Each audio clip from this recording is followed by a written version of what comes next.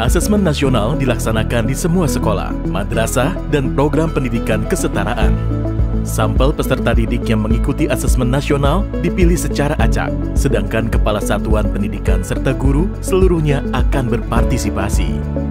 Bagaimanakah mekanisme kepesertaan tersebut dalam implementasi? Peserta didik akan mengerjakan 4 instrumen: asesmen literasi membaca, survei karakter, asesmen numerasi, serta survei lingkungan belajar. Peserta didik jenjang pendidikan dasar dipilih secara acak oleh Kemdikbud dengan jumlah maksimal 30. Sementara untuk jenjang pendidikan menengah dipilih secara acak dengan jumlah maksimal 45 murid. Masing-masing jenjang memiliki 5 orang peserta cadangan. Apabila ada peserta utama yang berhalangan melaksanakan asesmen nasional, maka satuan pendidikan harus sudah menginformasikan penggantian peserta utama dengan peserta cadangan selambat-lambatnya 1 hari sebelum hari pelaksanaan. Peserta cadangan yang terpilih harus menyelesaikan keempat jenis instrumen secara lengkap sesuai jadwal yang telah ditentukan.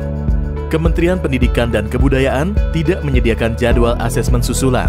Peserta yang tidak hadir pada hari pelaksanaan tidak diberikan kesempatan untuk melakukan susulan dan datanya tidak diikutkan dalam penentuan hasil satuan pendidikan.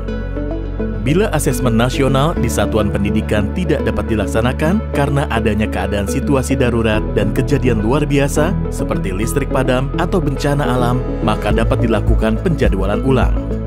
Terkait pelaksanaan survei lingkungan belajar oleh guru dan kepala satuan pendidikan, beberapa hal perlu diperhatikan. 1.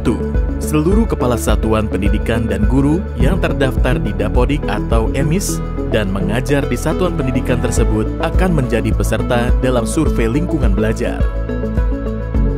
2. Pengisian survei lingkungan belajar untuk kepala satuan pendidikan dan guru dilakukan secara mandiri tanpa pengawasan dan diberikan waktu selama 4 hari. 3. Bagi guru yang mengajar lebih dari 1 satuan pendidikan, melaksanakan survei lingkungan belajar di setiap satuan pendidikan yang diajar.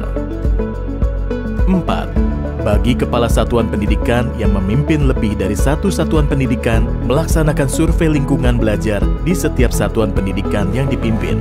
Apabila kepala satuan pendidikan yang berperan sebagai guru, maka akan mengisi survei lingkungan belajar baik sebagai kepala satuan pendidikan maupun sebagai guru.